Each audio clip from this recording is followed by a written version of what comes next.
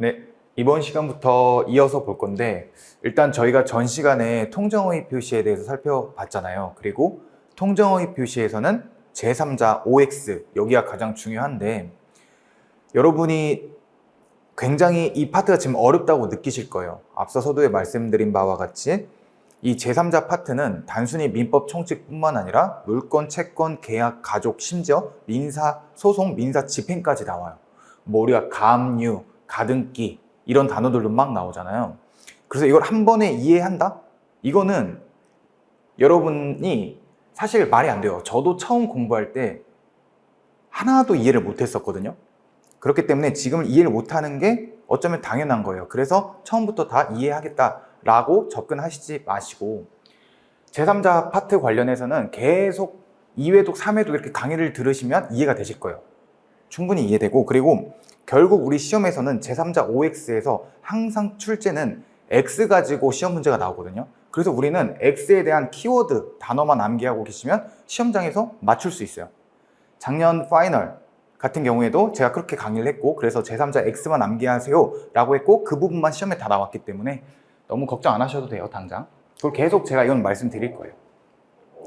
그 문제풀이 강의 때도 다시 한번 쉬운 예시로 또 설명드릴 거고 핵심 강의 때도 그럴 거고 그래서 너무 걱정 안 하셔도 되고 이번 시간부터 이어서 볼 건데 이제 저희가 저번 시간에 가장행위와 은닉행위 여기까지 보고 끝났잖아요. 가장행위는 결과가 어떻게 되죠? 무효죠. 무효.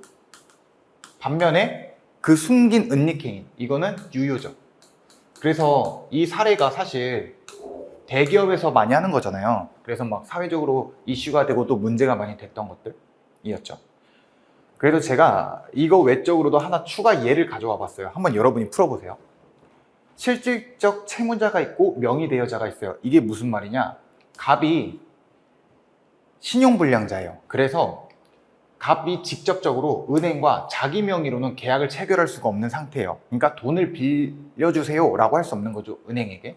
그래서 갑이, 신용불량자인 갑이 친구인 은행에게 야, 실질적으로 내가 은행으로부터 돈을 빌리고 싶은데 너가 네 명의로 대신 좀 돈을 받아와줘. 그리고 실질적으로는 그 돈을 내가 은행에게 갚을게 라고 부탁을 했고 그러면 양자 간, 얘네 둘 간의 계약은 뭐죠?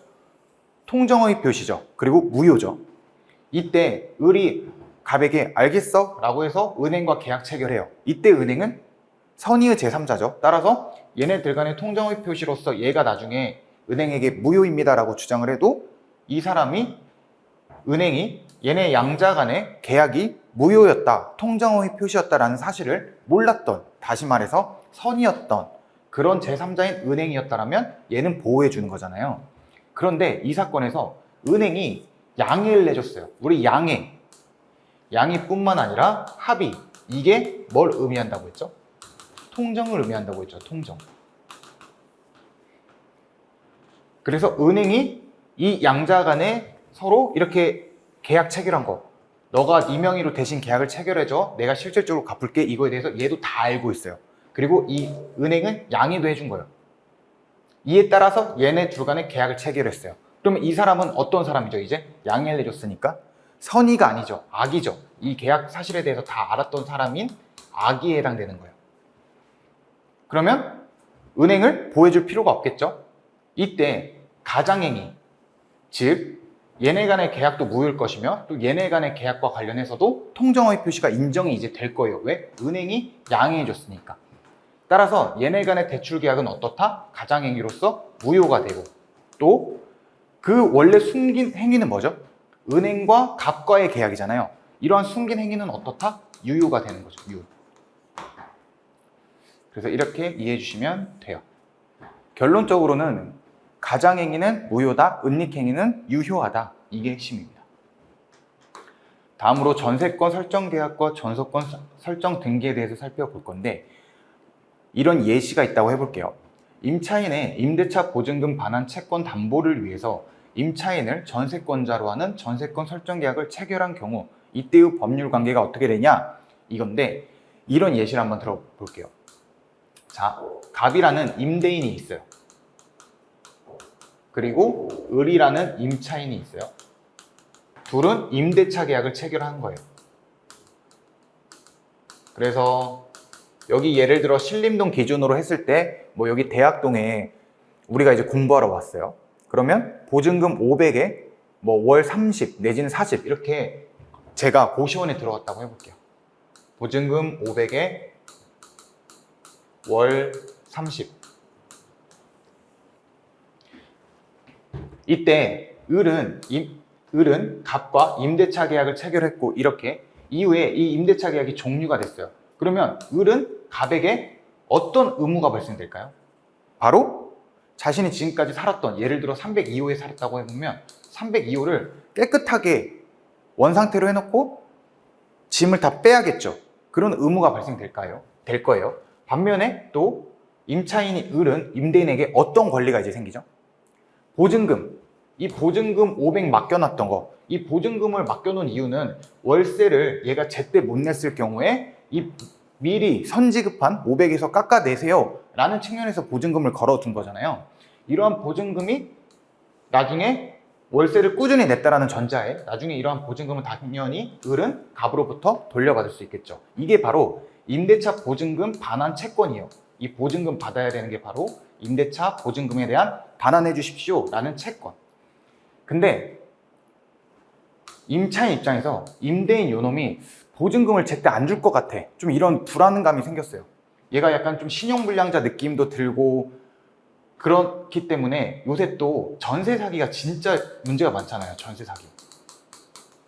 그래서 이런 것까지 뉴스에서 하도 나오니까 임차인 입장에서 너무 불안한데 싶어가지고 임대인에게 임대차 보증금 500만 원에 대한 담보를 위해서 나를, 비록 우리가 임대차 계약을 체결했지만 나를 전세권자로 인정시켜줘서 마치 전세권 설정 계약을 체결한 것처럼 해주세요 라고 임차인이 임대인에게 임대차 계약 체결하고 나서 부탁을 한 거예요. 그러니까 실질적으로는 임대차 계약인데 근데 명목상 계약서상으로는 우리 전세권 계약을 체결한 것처럼 해줘 라고 한 거예요. 그럼 이때 이거는 지금 얘네 둘 간에 실질적인 건데 형식적으로는 계약서상 전세권도 같이 설정이 되는 거죠. 그래서 이러한 전세권 설정 계약을 체결했어요. 그럼 이러한 전세권 계약은 어떻게 될까요? 지금 이게 실질적인 숨은 거고, 숨은 은닉행위로서 임대차 계약이 실질적으로 이루어졌고, 근데 이 보증금을 담보하기 위해서 전세권 계약을 체결했기 때문에 이거는 가장행위죠. 가짜행위. 통정의 표시죠. 따라서 전세권 계약은 임대차 계약과 양립할 수 없는 범위 내에서는 뭐다? 통정의 표시로서 무효이다. 단, 전세권 설정 계약에 따른 선의의 제3자에게는 무효를 주장할 수 없다. 우리가 통정의 표시 108조 제2항에 따르면 당사자 간의 무효일지라도 선의의 제3자에게는 대항할 수 없다라고 했죠. 그래서 이 예시에 대해서 설명을 드리면 전세권 설정 들기를 결국 을이 갑으로부터 했어요. 갑이 오케이 해줘가지고. 그래서 전세권을 설정을 했는데 이거에 대해서 잘 모르는 병이라는 사람이 나중에 을이 병에게 야, 나 돈 좀 빌려주라 라고 해서 을이 병으로부터 200만 원을 빌려갔어요. 200만 원을. 그러니까 병이 야, 너 200만 원 제때 못 갚을 것 같은데 담보로 뭔가 하나 필요한 것 같은데 라고 해가지고 을이 갑으로부터 설정한 이 전세권 설정 계약에 따라서 나중에 전세금 명목으로 이 500만 원을 받을 수 있잖아요. 이거에 대해서 병이 담보로 걸었어요. 얘가 얘한테 받아야 되는 명목상 전세금 500만 원. 원래 실질은 보증금, 임대차 보증금이었죠. 근데 명목상, 형식적으로는 500만 원에 대한 전세금에 대해서 얘는 양자 간의 통정의 표시에 대해서 전혀 알지 못하기 때문에 이러한 전세금 500만 원에 대해서 담보로 설정을 했어요.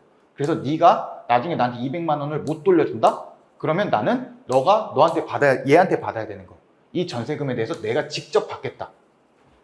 이렇게 했다고 했을 때 얘는 보호되는 선의의 제3자죠. 따라서 나중에 갑은 야, 우리 사실상 임대차 계약이고 전세권 계약이 아니야 라고 비록 얘가 얘한테 주장을 해도 의미가 없다. 따라서 얘가 나중에 얘에게 야, 전세금 500만 원 내놔. 왜? 얘가 나한테 안 갖고 있기 때문이야 라고 주장하면 얘는 줘야겠죠. 그래서 선의의 제3자에게는 무효를 주장할 수 없다. 병은 보호된다. 그리고 여기서 이제 여러분이 좀 이제 뭐 물권법, 예를 들어 뭐 전세권, 임차권 이거에 대해서 잘 모르시는, 이제 막 공부를 시작하시는, 법에 대해 잘 모르시는 분들을 위해서 제가 말씀을 드리면 이런 의문이 드실 수 있어요. 임대차 보증금 반환 채권 담보 위에서 전세권을 왜 설정하는 거야? 라고 생각하실 수 있어요. 사실 이게 우리 수업에선 중요하진 않아요. 민총에선 중요하지 않은데 우리 시험에선 물권법도 어차피 안 들어가기 때문에. 근데 이해의 측면에서 말씀을 드리면, 자, 전세권은 기본적으로 물권이라고 표현해요. 물권. 그래서 물권법 시간 때 배우는 거예요. 다음, 임대차. 이거는 기본적으로 임대차와 관련된 어떠한 돈이 발생됐다? 이걸 채권이라고 해요. 그래서 전세권과 관련된 부분들은 다 물권이라고 표현을 하고, 그러면 채권과 물권이 붙잖아요. 대립이 됐어요. 그러면 물권이 이겨요, 무조건. 그게 물건이 굉장히 힘이 세다 이렇게 이해해 주시면 되는데, 예를 들어서 자, 갑이 을에게 전세권 설정을 했어요. 11월 11일에.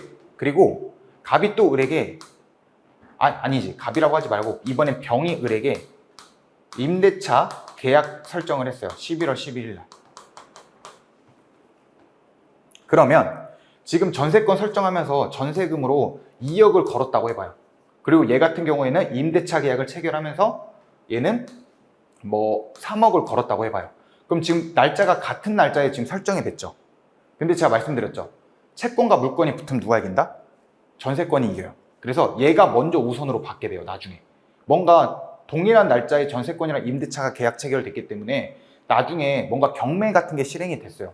이 을에 대한 아파트에 대해서, 건물에 대해서. 이게 경매 신청으로 가게 돼가지고 땅땅땅 해가지고 경락인이 이 건물을 사가지고 여기에 5억, 아니지 4억이라고 해볼게요. 4억에 낙찰이 됐어요. 그래서 법원이 4억에 대해서 야, 을의 채권자들 나와서 먼저 가져가 라고 해가지고 갑도 나오고 병도 나왔어요.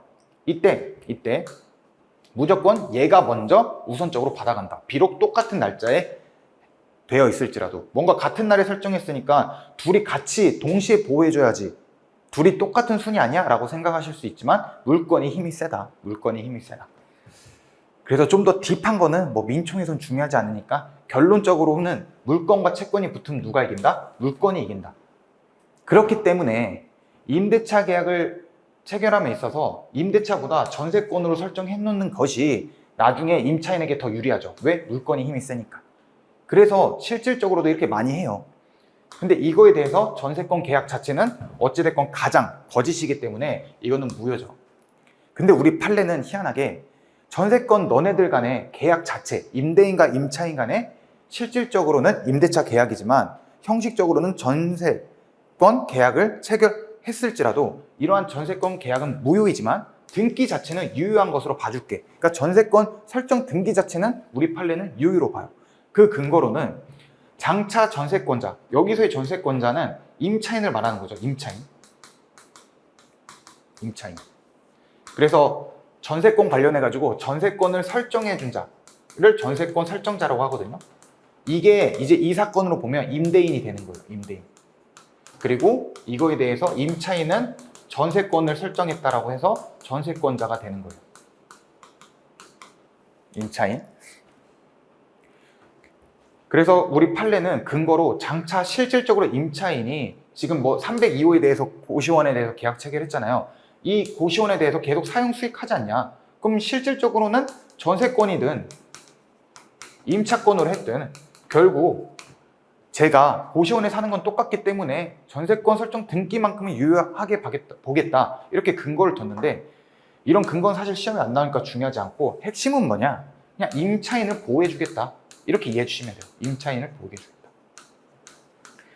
우리가 흔히들 사회적 약자라고 표현할 때는 노인, 어르신들, 그리고 아이, 여성, 크게 이렇게 세 부류를 사회적 약자라고 표현을 하잖아요. 우리 일반 상식적으로. 민법적으로 보면 임차인은 사회적 약자에 해당해요. 사회적 약자. 그래서 나중에 뭐 주택임대차보호법이라 해가지고 무조건적으로 임차인에게 불리한 것은 당사자 간, 즉 임대인과 임차 간의 계약 체결에 있어서 다 효력이 없다라고 해요. 임차인에게 불리한 약정 같은 경우에는. 그것처럼 우리 민법은 임차인을 굉장히 사회적 약자로 보기 때문에 이들을 보호하기 위한 다양한 구제 장치를 마련을 했어요.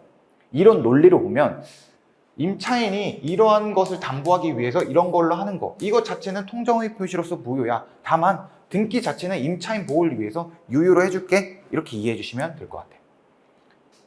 이렇게까지 살펴봤고, 그 다음에 통정의 표시와 불법 원인 채권자 취소권의 관계입니다.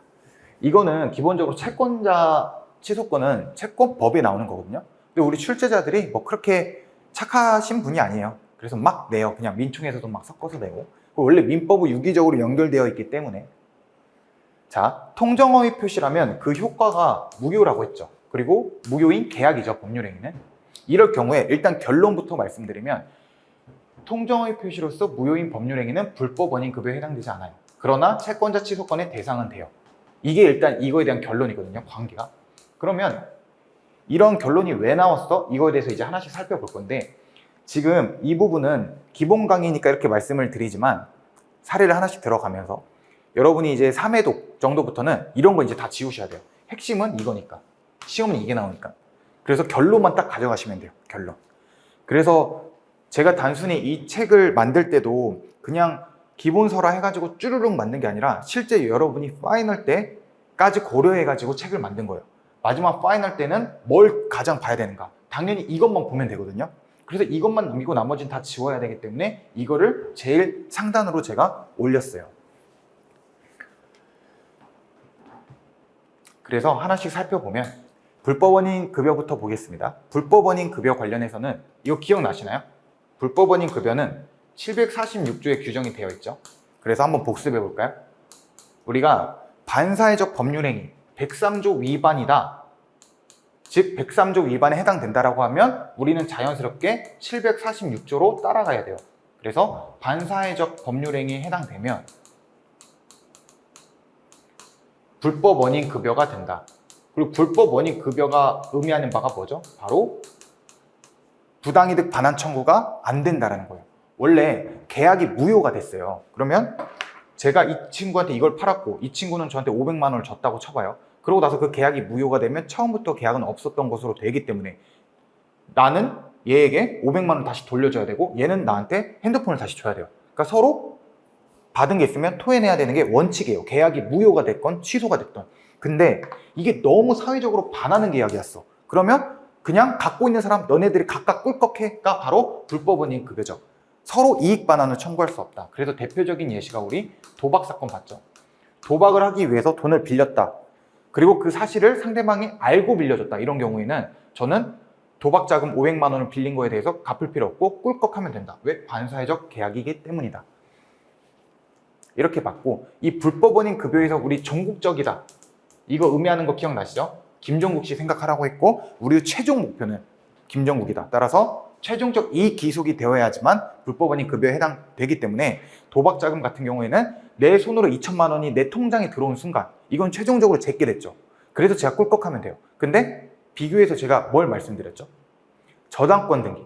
제가 친구에게 야, 나 도박 위해서 500만 원만 빌려줘 라고 해가지고 500만 원을 받고, 근데 친구가 야, 불안한데 너 담보할 만한 거 뭐 없어 해가지고 제가 제 아파트 명의로 된 거 이거를 이 친구한테 저당권 설정을 해줬어요. 그래서 500만 원을 제가 못 갚는다 이럴 때 얘는 저당권 실행에 따라 가지고 제 아파트를 법원을 통해서 강제로 팔아서 거기서 나온 금액으로 자신이 먼저 받아가면 돼요. 채권자로서, 저당권자로서.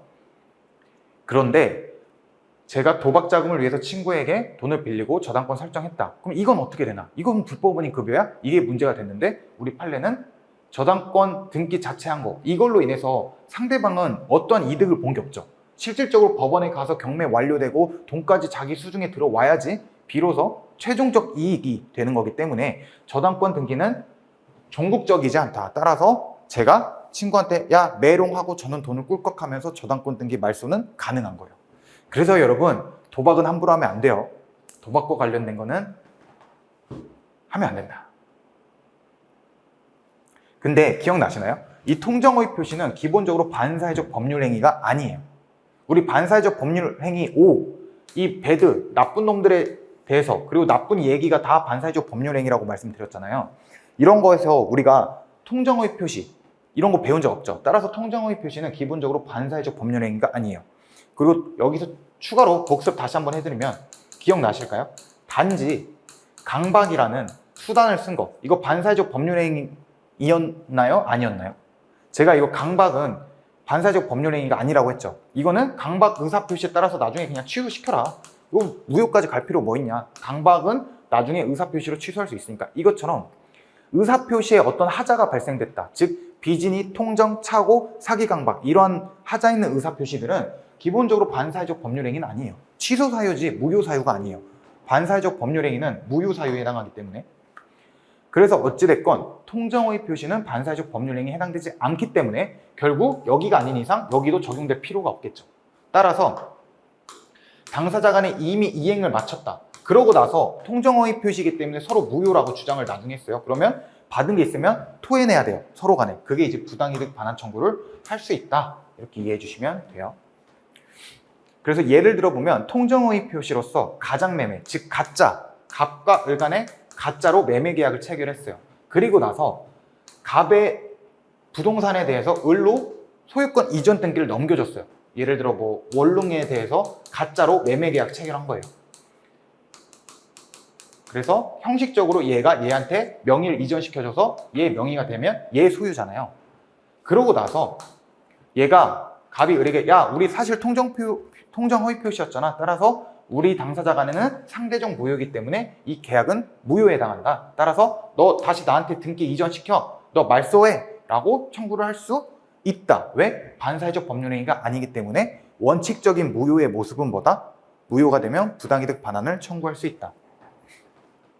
그래서 허위 표시는 불법 원인, 즉 746조 불법 원인 급여에 해당되지 않기 때문에 결국 갑은 을에게 소유권에 의한 말소 등기를 청구할 수 있다. 야, 너 네 명의로 된 거 말소시켜. 그럼 얘한테 다시 돌아가는 거잖아요. 원래 이게 등기부 등본을 보면 1번 갑 소유, 근데 이게 갑이 을에게 이전시켜주면 2번 을 소유. 그래서 우리가 볼 때 지금 현재 이 사람이 소유주구나 이렇게 알 수 있는데 이걸 이제 지우라는 거죠. 그러면 얘 소유만 남겨지니까. 다음, 채권자 취소권. 통정허위 표시는 채권자 취소권의 대상이 돼요. 즉 행사할 수 있다. 이게 이제 무슨 말이냐면 밑에 살펴볼게요. 채무 초과 상태에 있는 갑이 채권자의 강제 집행을 면하기 위해서 을과 짜고 갑의 부동산을 가장 매매한 경우이다. 일단 첫 번째 복습도 해볼까요? 채권자의 강제 집행 면탈 목적으로 다른 사람한테 허위로 자신의 부동산이든 뭐가 됐든 자신이 가지고 있는 걸 매매했다. 이거 기억나시나요? 반사회적 법률행위에 해당? 안 했죠. 제가 여러분이 헷갈리는 거 두 가지 말씀드렸죠. 첫 번째 뭐였죠? 이거 강제집행 면탈 목적으로 채권자의 강제집행에 대한 면탈 목적으로 다른 사람한테 가짜로 뭔가를 판매한 거. 이거는 반사회적 법률에 해당되지 않는다. 두 번째, 키워드 두 개. 탈세. 양도소득세 관련해가지고 탈세 내지는 회피 목적으로 장기간 일단은 자신의 명의로 해두지 않은 거. 이것 또한 반사회적 법률행위로 보지 않았죠. 근데 반사회적 법률행위에 해당되는 사례는 기본적으로 나쁜 거, 허위 진술 대가 뭐 이런 것들 여러분이 충분히 상식적으로 다 맞출 수 있는 내용들은 당연히 한 3회국 때부터 다 지우시면 되고 그나마 헷갈리는 게 딱 하나라고 했죠. 뭐였죠? 바로 과도한 위약벌 약정만큼은 반사회적 법률행위에 해당한다. 이거에 대해서 말씀을 드렸었죠. 어찌됐건 이 사건을 다시 돌아와서 채무 초과 상태에 있는 갑이 채권자의 강제 집행을 면탈하기 위해서 을과 짜고 이게 바로 의미하는 게 뭐죠? 합의. 짰다. 짜고 치는 고스톱이라고 제가 그래서 표현하는 거예요. 그래서 실제 지문에 이렇게 나오면 짜고라는 말이 나오자마자 합의했네, 통정했네 이렇게 보고 바로 통정의 표시 문제겠구나 이렇게 접근하셔야 돼요. 그래서 갑의 부동산을 가짜로 을에게 매매한 경우 이때 갑을 간의 매매 계약은 통정허위 표시로서 상대적 무효죠. 얘네 둘 간에. 다만 선의의 제3자에게는 대항할 수 없다. 그래서 얘네 둘은 서로 간에 통정허위 표시로서 무효에 해당해요. 이때 원래 기존의 갑의 채권자는 채권자 취소권을 행사해서 양자 간, 갑을 간의 계약 자체를 갑의 채권자는 취소할 수도 있어요. 이해가 좀 되시나요? 얘네 둘 간에 서로 무효 주장할 수도 있고 만약에 얘네들이 무효 주장을 안 해. 그러면 갑의 채권자가 나서가지고 채권자 취소권 행사를 통해서 취소시킬 수 있다. 따라서 통정허위 표시로서 무효일지언정 채권자는 자신의 취소권을 행사할 수 있다. 이게 이제 판례 입장이거든요. 그래서 밑에 보시면 채권자 취소권의 대상으로 된 채무자의 어떠한 법률 행위가 통정의 표시의 요건을 갖춘 경우에는 또 반대로 무효이다. 그래서 이 말은 무효와 취소가 서로 동시에 병존이 가능하다라는 의미인데, 이 부분은 어차피 무효 취소 파트에서 제가 구체적으로 말씀을 드릴 거예요.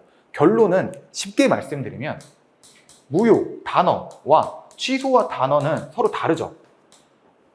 그래서 통정의 표시에 해당되어 무효이더라도 취소의 대상이 될 수 있고, 또 취소의 대상이더라도 무효에 해당하면 무효를 주장할 수 있다. 그래서 선택해서 행사해라, 이런 내용으로 이해해 주시면 되겠습니다.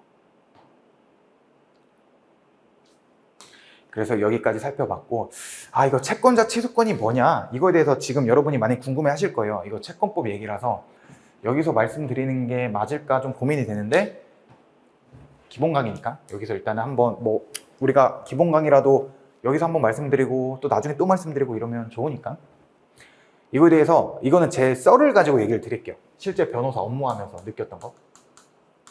제가 그 변호사 업무를 하면서 제 인생에서 가장 처절하게 열심히 임했던 사건이 있었어요. 어떤 사건이었냐면, 이건 지금 채권자 취소권 관련된 얘기예요.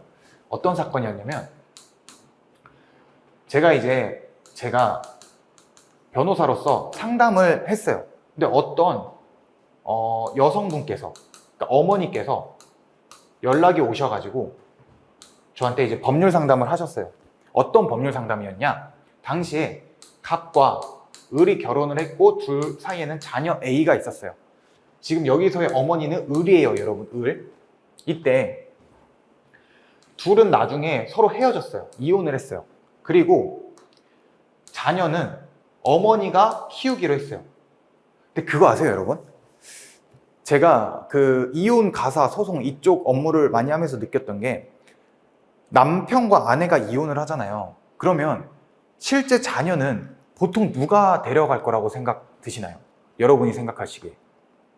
저는 사실 실제 소송 업무를 하기 전에는 그래도 경제적 능력이 좀 더 있는 분이 아이를 데려가겠다라고 생각을 했어요. 왜냐하면 현실적으로 그 부분은 어쩔 수 없다.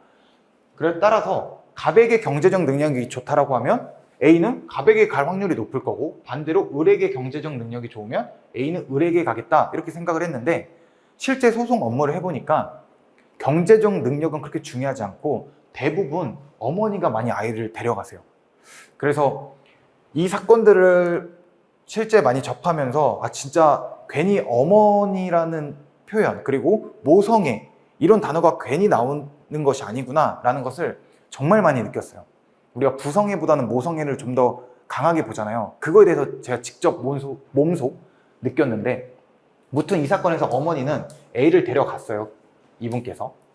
그러고 나서 갑은 이제 더 이상 A를 키우지 않으니까, 보통 이럴 경우에는 갑은 을에게 매달 A에 대한 양육비로 50만 원 내지는 100만 원 이렇게 주는 판결을 보통 이혼 소송 제기하면서, 얘를 어머니가 데려갈 경우에는 너는 얘에 대한 양육 비용으로 매달 얼마씩 줘라, 이런 판결이 나와요. 그렇게 청구를 하고, 을분도. 그래서 예를 들어 50만 원에 대해서 인정을 받았어요, 을이. 이런 상황에서 그 당시에 자녀는 예를 들어 유치원생이었는데, 얘가 이제 현재 고1이 됐어요. 그러면 고1 입장에서 매달 50만 원 갑으로부터 양육비 명목으로 을이 받아가는데, 고1이 이제 A가 고1이 됐다면 50만 원으로 얘를 절대 못 키우죠. 우리나라 시스템상 수능이라는 제도가 있는 한 절대 그 교육비만 최소 100만 원 단위로 사실 많이 들어가는 부분이 있잖아요, 현실적으로. 인강비나 포함해가지고, 기타 여타 책도 그렇고. 그래서 이때는 보통 나중에 을은 이제 아이가 많이 컸기 때문에 그만큼 비용이 많이 들어간다, 따라서 너 양육비 올려줘 라는 소송을 또 제기할 수 있어요. 그래서 이분은 저에게 실제 양육비를 올려달라, 지금 이제 자신의 자녀가 고1이 됐으니까 양육비를 올려달라 라는 부탁을 저한테 한 거죠. 그러한 소송을 제기해달라. 근데 이때 이분은 그 고등학교 교사님이셨는데, 안타깝게도 암에 걸리셨고 이 암이 3기 정도였어요. 그래서 이분은 스스로 자신의 삶을 좀 포기한 상태였어요, 그 당시에.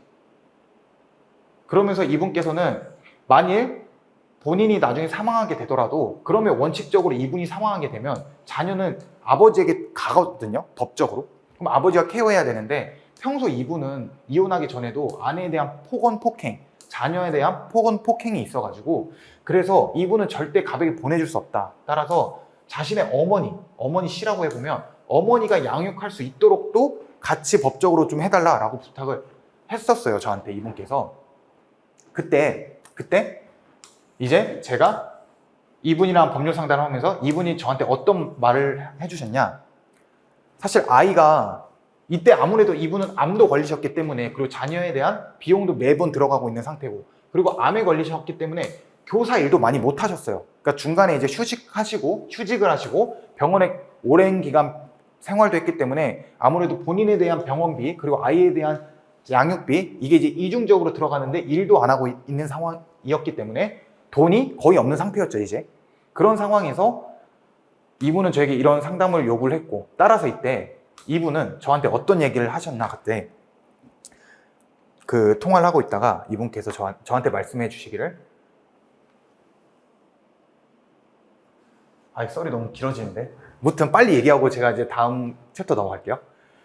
이분은 저한테 어떻게 얘기를 했냐, 뭐 자신의 자녀에 대해서 자녀가 이걸 먹고 싶다라고 했는데 그걸 못 사주는 부모의 마음을 아세요? 하고 이제 저한테 말씀해 주시면서 울었던 기억이 있는데 그때 저도 같이 울컥했어요. 그래서 이분 내가 진짜 어떻게든 도와줘야겠다 해가지고 이분한테 양육비를 최대한 200 내지는 300만 원까지 청구하려고 제가 이 사람의 재산을 알아보려고 법원의 힘을 빌려가지고 추적을 해가지고 이 사람 재산을 찾아봤어요. 근데 한 푼도 없는 거예요. 빵원. 돈이 한 푼도 없어. 그래서 어떡하지? 결국 양육비를 올려달라고 함에 있어서 법원에 그렇게 주장하려면 이 사람이 돈이 그만큼 많다라는 걸 입증을 해야지만 비로소 이거를 많이 가져갈 수 있어요, 양육비를. 근데 통장 보니까 빵원이야. 그럼 실제 진짜 이 사람도 너무 힘든 건가 해서 혹시 몰라서 제가 SNS, 인스타그램부터 시작해서 다 찾아봤거든요, 페이스북이랑. 그러니까 이 사람이 외제차를 타고 막 값비싼 시계를 차고 이런 게 있는 상태에서 사진 찍은 모습이 많이 있는 거예요. 그래서 뭔가 수상하다 해서 알아보니까 이 사람이 사업자예요. 근데 우리나라가 아직까지도 사업자들이 좀 다른 사람 명의로 해가지고 자신의 명의가 아닌 타인의 명의를 빌려가지고 계약을 체결하는 경우가 많아요. 그러니까 자신의 명의로 된 건 돈이 없는 상태인 거죠. 그래서 요놈 봐라, 진짜 나쁜 놈이네 라고 생각해서 더 추적을 끝까지 들어갔어요. 밤을 새면서. 그러니까 이 사람이 자신이 실질적으로 예를 들어 한 2억 내지는 3억 정도를 실제 재산으로 가지고 있었는데 이거를 뭐 친구 A는 자녀니까 친구 D에게 다 은닉했다라는 사실을 제가 알아냈어요. 이 통장을 다 분석해 보니까. 그러면 이걸 제가 알았으면 이거에 대해서 주장 입증을 해가지고 판사한테 어떻게 주장하냐, 지금 양육비로서 이 사람은 청구를 하려고 하는 상황이에요. 채권자예요. 이런 상황에서 지금 얘한테 자신의 돈을 2, 3억을 숨겨놓은 거잖아요. 이거에 대해서 채권자로서 취소하겠다, 이거를 취소시키겠다 라고 주장을 하게 되고 이 채권자 취소권이 인정이 되면 결국 얘는 얘한테 2, 3억을 다시 돌려줘야 돼요. 그러면 얘 재산으로 2, 3억이 들어가고 우리는 그거에 대해서 채권자로서 권리 행사를 할 수 있는 거예요. 이게 바로 채권자 취소권이거든요.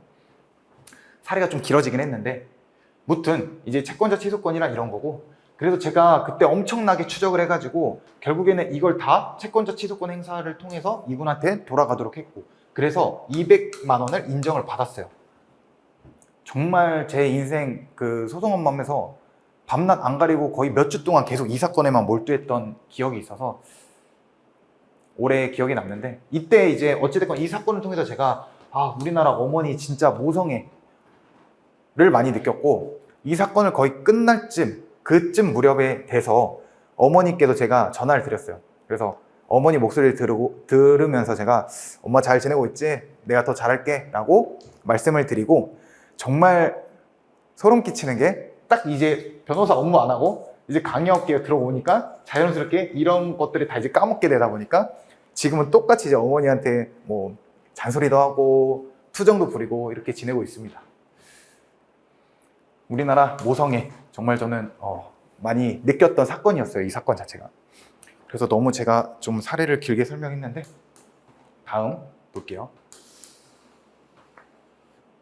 그래서 여기까지 살펴봤고요. 결국 채권자 취소권 행사가 될 수 있다. 그래서 갑과 을간의 통정의 표시, 아까 지금 사업자 이 나쁜 놈이 친구한테 재산을 은닉했다 했죠. 이게 바로 통정의 표시예요. 친구가 D한테 맡겼던 거. 이게 원래 무효죠, 당사자 간에. 근데 무효 주장하지 않더라도 채권자, 우리 아까 어머니, 그에 대한 소송 대리인으로서 제가 대리인으로서 지금 행사하는 거니까 이거에 대해서 취소도 가능하다. 통정의 표시로서 무효일지라도.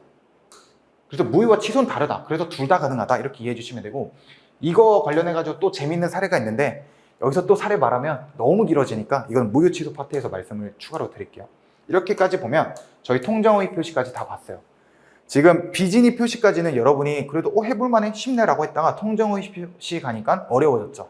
근데 이것도 제가 의사표시 다 끝나면 다시 한번 복습을 시켜드릴 거예요. 그래서 일단 차고부터 이어서 볼게요. 제 109조에 따르면 의사표시는 법률행위, 즉 계약. 이제 우리 조문을 보면 하나씩 이제 해석할 줄 알아야 돼요. 우린 지금 실력이 향상되고 있는 거예요. 여러분이 법률행위 보자마자 계약이지? 이렇게 생각 드는 순간 여러분의 실력은 향상된 거예요. 의사표시는 계약의 내용의 중요 부분. 이번엔 중요 부분이란 뭘까? 차고? 차고는 뭘까? 어찌됐거는 중요 부분에 착오가 있는 때에는 뭐 할 수 있다? 취소할 수 있다. 여기는 이제 취소할 수 있다라고 나오네요, 조문이. 그러나 단서 조항이라 했죠. 그러나 그 착오가 표의자의 중대한 과실. 이 표의자는 이제 뭐죠? 의사를 표시한 자를 표의자라고 했죠. 중대한 과실. 중과실은 또 뭘까? 이런 경우에는 취소하지 못한다라고 규정하고 있어요. 또한 전항. 전항이라고 하면 지금 이 항을 말한 거예요. 전에 있는 항. 전항의 의사표시 취소는 또 누구에게 대항하지 못한다? 선의의 제3자에게 대항하지 못한다. 이 선의의 제3자에게 대항하지 못한다는 모든 의사표시에 대한 공통점이에요. 공통점.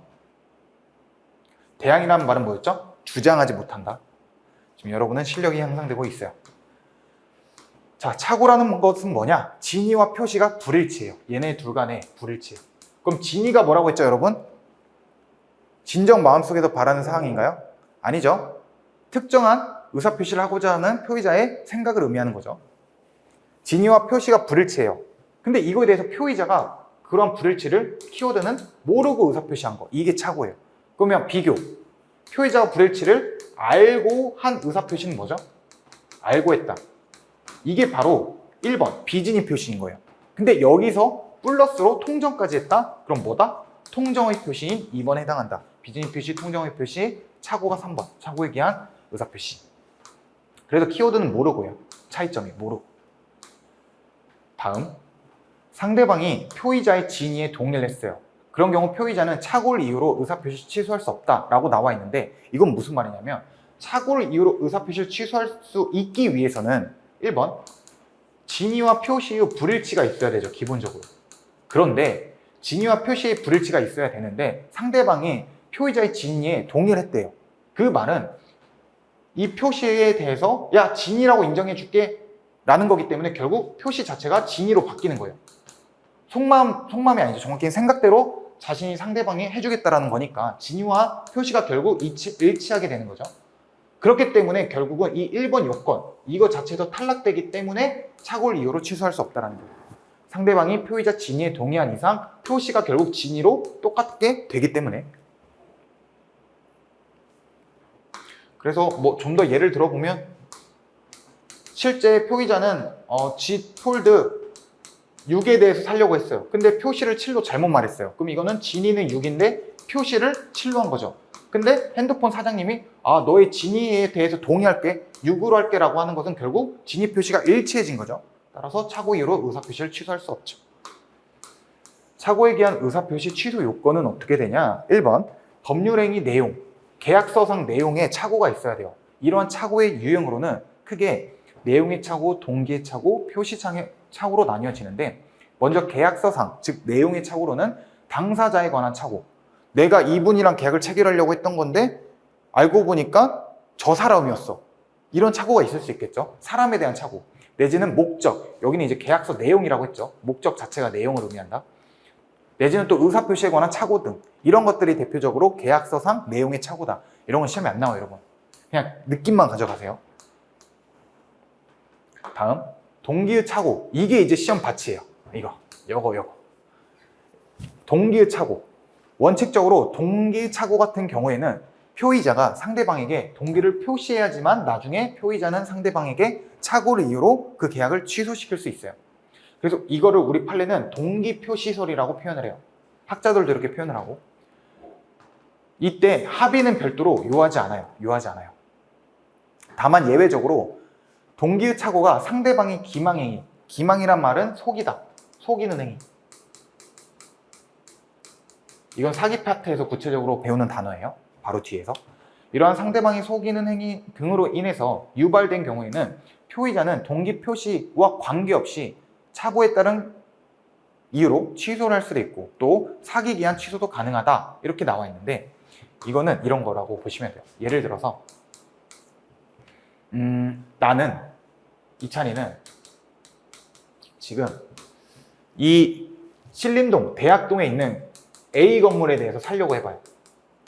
A 건물에 대해서 살려고 하는데, 이걸 살려고 하는 동기가 뭐냐? 제 친구 유진이가 저한테 연락이 와가지고, 야, 대학동에 있는데 지금 이 A 건물 위치한 데가 앞으로 정부가 엄청난 투자를 한대 라고 저한테 귀뜸을 해줬어요.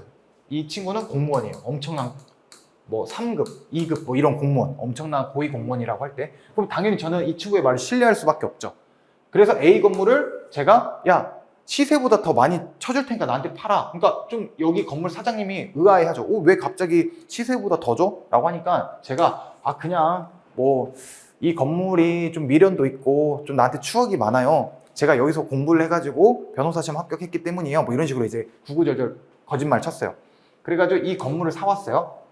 뭐 시가가 그 당시에 10억인데 15억을 주고, 그러니까 엄청나게 크게 주고 산 거죠.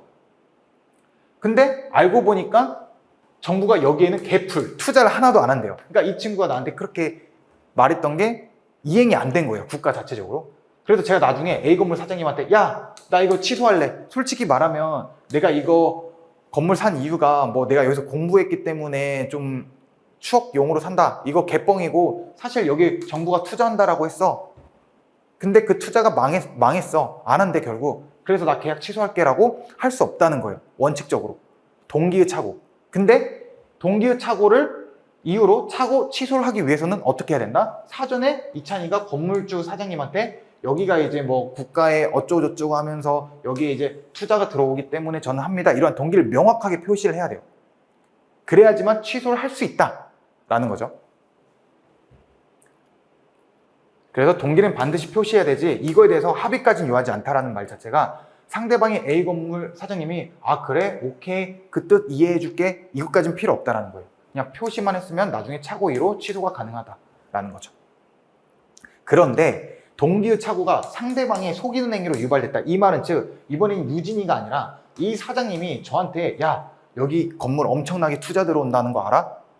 그래서 사실 안 팔고 싶은데 나 어차피 한국 뜰 거니까 너한테 그냥 싸게 파는 거야 라고 속여가지고 제가 동기의 착오가 발생해서 계약 체결했어요. 그러면 당연히 이 사장님 나쁜 놈이죠. 그래서 이 사장님을 보호해줄 필요가 없죠. 따라서 나중에 표의자인 이찬이는 동기 표시를 이 사람한테 했는지 안 했는지 상관없이 취소할 수 있다. 착오에 기한 취소도 할 수 있고, 여기에 동기 착오에 해당되니까 또 상대방이 속였죠. 그래서 속였다는 이유로 사기 기한 취소도 가능하다. 이러한 동기의 착오 관련해가지고 시험은 어떻게 출제되냐? 이렇게 나와요. 동기의 착오는 동기가 표시되어 법률행위 내용으로 된 경우에 한해서만 유일하게 고려된다. 이건 정답은 지금 X라고 했는데 왜 그럴까요? 동기가 표시되어야지만 원칙적으로는 동기의 착오를 이유로 그 착오 취소를 할 수 있다라는 건데, 다만 동기의 착오를 표시하지 않았더라도 상대방으로부터 유발된 경우, 그래서 동기의 착오가 발생한 경우에는 언제든지 취소 가능하다라고 했잖아요. 그렇기 때문에 동기가 표시가 반드시 돼야 되는 것이 아니죠, 이 예외 때문에. 그리고 이게 만약에 여러분 처음 보는 지문이라면 딱 뭐뭐 한해서만 유일하게 이런 단정적인 표현 나왔다, 그러면 항상 틀릴 가능성이 굉장히 높겠다라는 합리적 예단을 갖고 보라고도 말씀드렸죠. 그래서 여러분이 문제풀이 하시면 잘 아시겠지만 생각보다 민법 어렵잖아요. 우리가 결국 시험, 객관식 시험이 장점이 뭐냐면 1번 선지부터 2번, 3번, 4번 이렇게 선지들이 있으면 이 내용들을 다 몰라도 이 지문에 대해서 틀렸네? 근데 묻는 게 틀린 것은 이면 이거 바로 정답 체크하고 넘어가면 맞는 거잖아요. 이거 다 몰라도.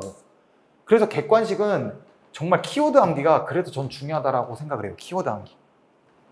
그래서 그 키워드를 제가 이렇게 다 밑줄 밑 이제 굵게 표시한 거죠.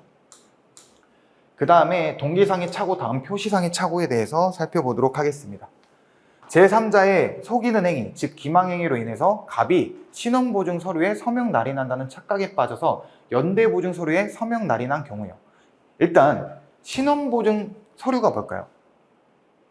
제3자가 속여가지고 갑이 신원보증, 신원이라는 것은 이 사람 신원, 신분 보장, 신분 확실해요 라는 보증 서류에 대한 서명 날인인 거죠. 신분이 확실합니다.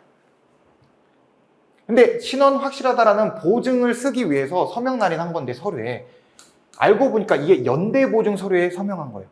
이게 무슨 말이냐면 나는 단순히 신분 확실합니다. 예를 들어 을이라는 사람이 신분 확실해요 라고 갑이 이걸 보증하기 위해서 서명 날인을 한 건데 알고 보니 을이 예를 들어 뭐 병이라는 사람한테 1천만 원을 빌렸어요.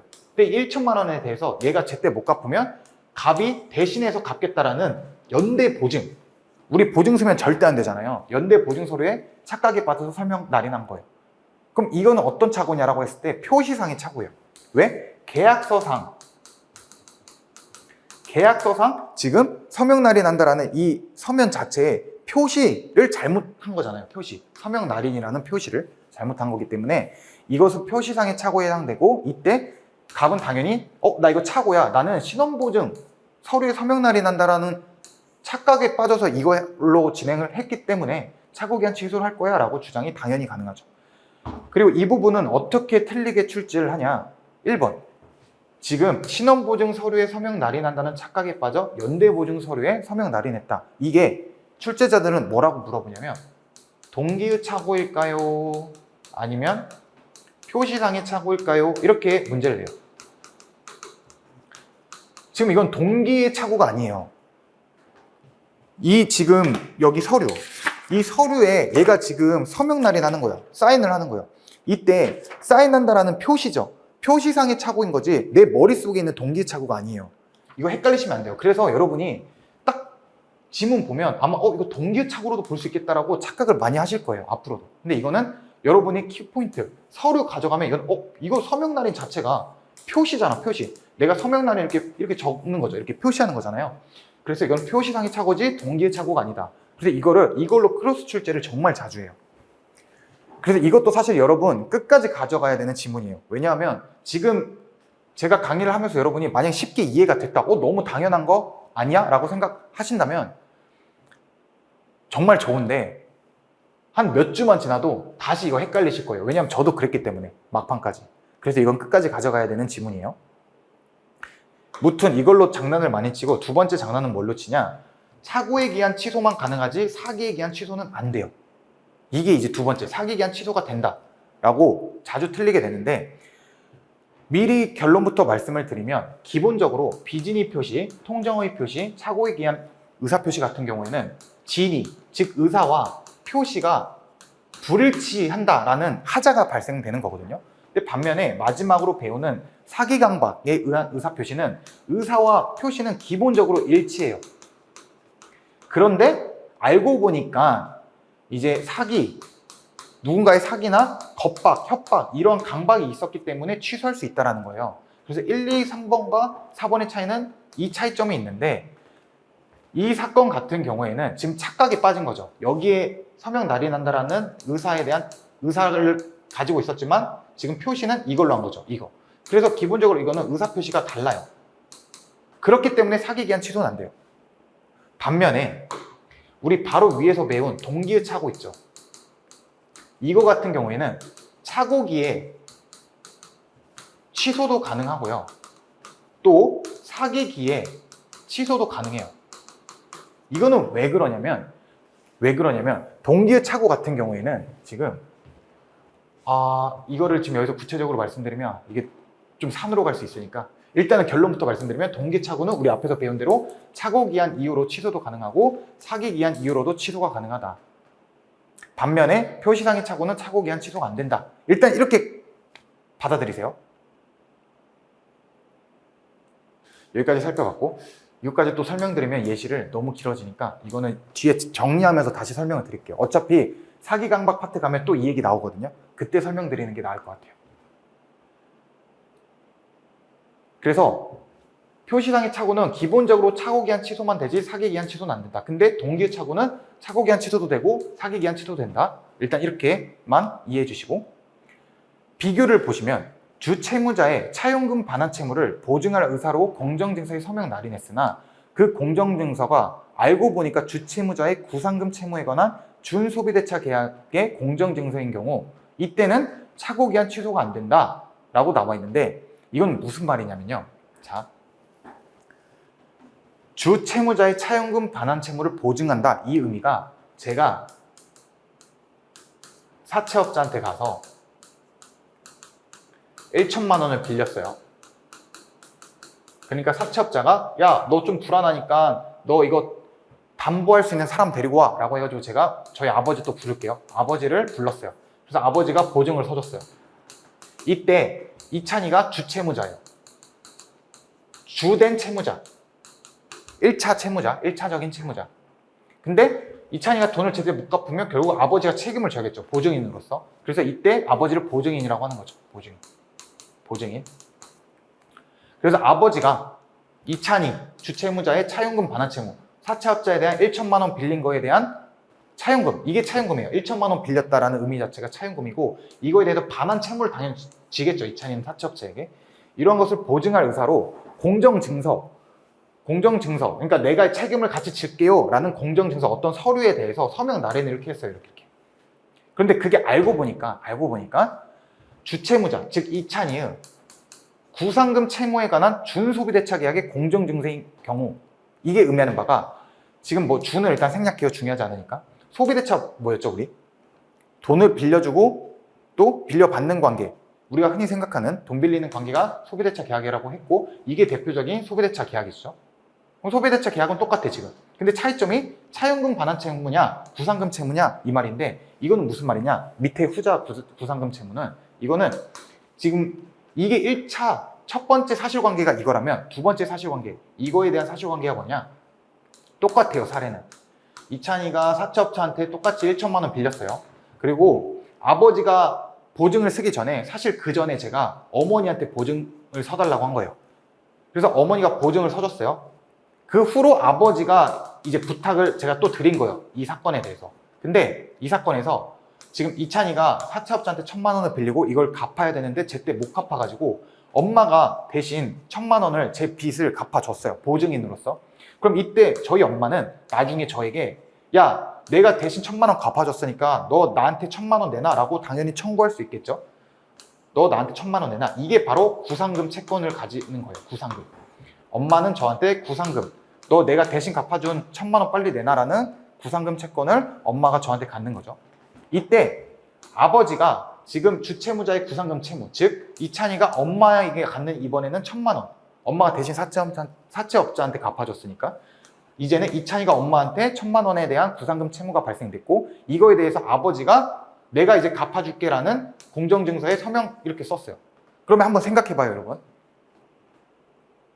지금 착오기한 취소를 하기 위해서는 첫 번째 요건이 뭐였죠?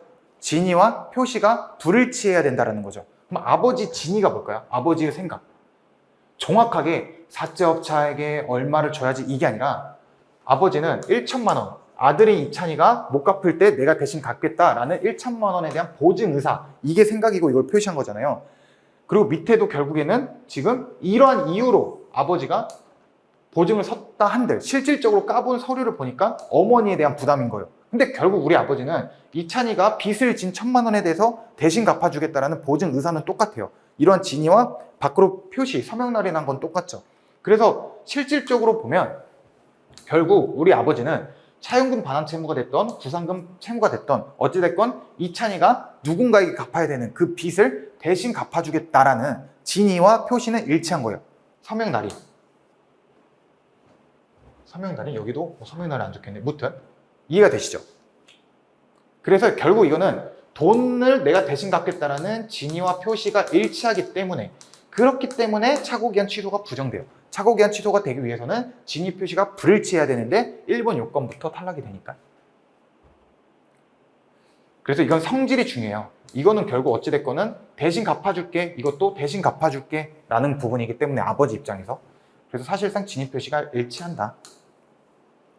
그 다음 쌍방의 착오에 대해서 살펴보도록 하겠습니다. 이거는 이제 당사자 서로가 착오를 일으킨 거예요. 이거 혹시 기억나시나요? 법원은 쌍방의 착오가 만약에 있었다라고 했을 때 이때 만일 이러한 쌍방의 착오가 없었더라면 약정했을 것으로 보이는 당사자 의사를 보충해서 계약을 해석해 본 후 해석이 불가능하면 비로소 당사자들은 서로 착오를 이유로 취소할 수 있죠. 또 복습해 볼까요? 법원은 야, 더 이상 해석이 안 된다 라고 했을 때 뭐라고 했죠? 계약이 무효라고 판단할 수도 있겠죠. 왜? 우리 계약이 유효하기 위해서는 계약의 내용으로서 확정성, 실현 가능성, 적법성, 사회적 타당성을 갖춰야 되는데 첫 번째 확정성 관련해서는 법률행위 해석을 통해서 결정을 한다. 근데 이 해석은 1번 자연적 해석, 2번 규범적 해석, 3번 보충적 해석. 그리고 여기서 나오는 게 바로 보충적 해석에 대한 얘기인 거예요. 그래서 이 보충적 해석 관련해가지고 항상 시험에 뭐가 나온다 했죠? 판사가 결국 당사자 서로 쌍방이 착오를 했다라고 했을 때 그런 착오가 없었더라면 당사자 간에 어떤 계약을 체결했을까라고 가정적으로 한번 판단을 한다고 말씀드렸잖아요. 이때 가정적 판단을 의미하는 게 뭐다? 바로 객관적으로 추인되는 의사, 당사자 간에 추후 인정될 것 같은 의사를 의미하는 것이 실제 의사나 내지는 주관적 의사는 아니다. 왜? 판사는 신이 아니다. 따라서 보충되는 당사자의 의사는 객관적으로 추인되는 의사지 실제 의사 내지는 주관적 의사가 아니다. 이거 우리 계약의 해석, 확정성 파트에서 마지막 보충적 해석에서 배웠던 거 복습으로 제가 가져온 거예요. 같이 엮어서. 그 다음 중요 부분의 착오에 대해서 살펴보면 지금 우리가 표의자가 착오를 이유로 나중에 그 계약을 취소하기 위해서는 첫 번째 진위와 표시가 불일치해야 되고 이거에 대해서 두 번째 표의자가 모르고 의사표시를 해야 돼요. 다음으로 중요 부분에 실질적으로 착오가 있어야 된다고 우리 아까 조문에서 살펴봤죠. 그럼 이 중요 부분이 의미하는 게 뭐야? 이거에 대해서 우리 판례는 무조건적으로 경제적 불이익이 있어야지만 중요 부분의 착오로 인정을 해주겠다라는 입장이에요. 따라서 너의 재산이 실질적으로 감소했냐? 이런 여부로 판단을 하겠다라는 거예요. 그래서 시험은 어떻게 나오냐? 중요 부분에 관한 착오는 경제적 불이익에 관한 착오를 의미한다. 경제적 불이익이 존재해야 된다. 이런 식으로 이제 출제를 하고 우리 판례는 중요 부분이란 경제적 불이익을 의미한다라고 본 거예요. 판단 기준, 이런 중요 부분의 착오, 즉 경제적 불이익이 있었는지 그 여부에 대해서는 객관적으로는 우리 일반인 기준으로도 판사가 판단을 해보겠다. 일반적인 사람으로서도 지금 경제적 불이익이 있었니? 두 번째, 주관적 기준으로서 표시를 한 의사를 표시한 이 사람 기준으로도 판단을 하겠다. 종합적으로 판단하겠다 이거죠. 그래서 이것도 뭐 시험 문제를 여러분이 앞으로 접하시면 종합적으로 판단한다 이러면 그냥 100% 다 맞는 지문이에요. 당연히 판사가 종합적으로 전반적인 모든 상황을 다 고려해서 판단을 해야지 그냥 어느 한 상황만 판단해서 결론을 내릴 수는 없죠. 그래서 종합적으로 뭐뭐 한다라고 하면 100% 다 맞는 말이에요. 그 다음에 표의자가 그러한 착오가 없었더라면 그 의사표시를 하지 않았으리라고 생각될 정도로 중요한 것이어야 된다. 중요 부분의 착오라고 했고 여기서의 중요는 경제적 불이익이라고 했죠. 이게 판례 입장이에요. 경제적 불이익이 있어야 하고 보통 일반인도 표의자의 입장이라면 그러한 의사표시를 하지 않았을 것으로 생각될 정도로 중요한 것이어야 한다라고 우리 판례가 봤어요. 이 말을 쉽게 말하면 이 의미를 하는 거예요. 객관적으로 일반인 기준으로 판단하고 표의자 너의 주관적 입장도 표현하겠다.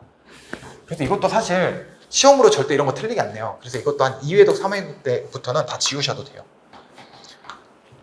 그 다음 법률에 의한 착오가 법률행위 내용의 중요 부분에 관한 것이라면 표의자는 착오 이유로 취소할 수 있다.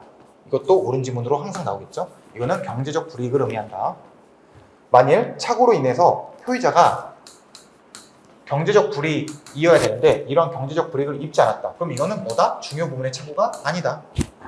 착오로 인한 불이익의 법령의 개정 등 사정 변경으로 소멸된 경우에는 착오 기한 취소가 불가능하다. 이게 의미하는 게 뭐냐? 자, 착오가 일으켰어요. 진위 표시에 불일치가 있었어요. 그걸 모르고 의사표시를 표의자가 했어요. 이런 착오로 인한 불이익이 만약에 법이 개정됐어요. 이러한 사정적인 변경이 발생돼가지고 불이익이 사실상 소멸됐어요. 경제적 불이익. 그러면 이건 중요 부분의 착오가 더 이상 아니죠. 불이익이 소멸됐으니까 중요 부분의 착오가 더 이상 아니기 때문에 그래서 착오 기한 취소가 안 되는 거예요. 다음. 자, 여기까지 살펴봤고 그 다음에 마지막 주채무자의 차용금 반환 채무를 보증할 의사로 공정증서의 연대보증인으로 서명 날인했으나 그 공정증서가 주채무자의 준소비대차 계약의 공정증서인 경우, 이거 앞에서 서두에 말씀드린 저희 아버지가 대신 보증인으로 체결한 그 사건 말씀드리는 거예요. 원래 정확한 우리 판례 근거는 실질적인 아버지가 경제적 불이익이 없었다라고 봐서 차고에 대한 취소가 안 된다라고 봤어요. 근데 이거는 그냥 제가 앞에 서두에 말씀드린 논거로 더 기억하시는 게 편해요. 이것보다는.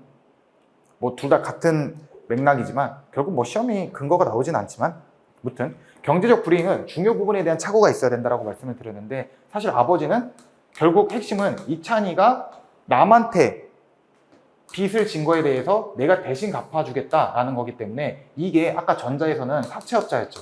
근데 엄마가 대신 갚아줘서 결국 엄마가 저한테 이제는 채권자가 되는 건데 이 두 번째 엄마에 대해서 이제 사실 아버지는 사채업자에 대한 이찬이의 빚을 갚겠다라는 거에 서명 날인을 했지만 착각에 빠져서 알고 보니까 엄마에게 갚아야 되는 금액이었다. 그러면 아버지는 어찌됐거는 이찬이가 누군가 됐든 사채업자가 됐든 엄마가 됐든 이찬이의 빚을 대신 갚아주겠다라는 의사를 가지고 보증을 쓴 거기 때문에 결국 착오가 즉 진위 표시가 일치하지 않는다.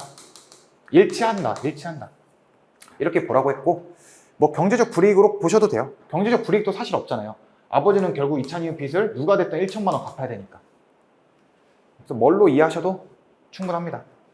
문제 없어요.